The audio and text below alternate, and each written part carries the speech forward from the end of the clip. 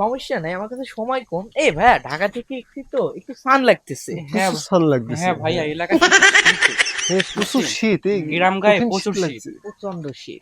এই যে কাকু, আপনার কি উইন্টার লাগতেছে না? আমাদের তো ইংলিশ লাগে না, বাংলা লাগে। আসলে কাকু, আমি একটা জিনিস বুঝতেছি না, আমরা এই গ্রামে এসে এই শীতে আমরা থাকতে পারতেছি না। কিভাবে মাছগুলা পানির ভিতর থাকে বলো দিনি? তাদের কি শীত লাগে না? যাক, বাপদারের কাছে গল্প শুনেছি ঢাকায় নাকি বলদ আছে, সে বলদ মনে হয় আমার কানায় পুড়ি চাই। বাপু, মাছের যা শীত, প্রত্যেকদিন সন্ধ্যাবেলায় এসে মাছের একটা করে কম্বল দিয়ে আমার বাড়ি গিয়ে তারপরে ঘুমোতে হয়।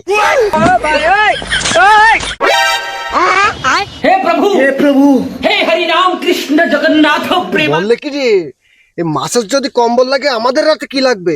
এখনই ঢাকা চলে যেতে হবে, চল।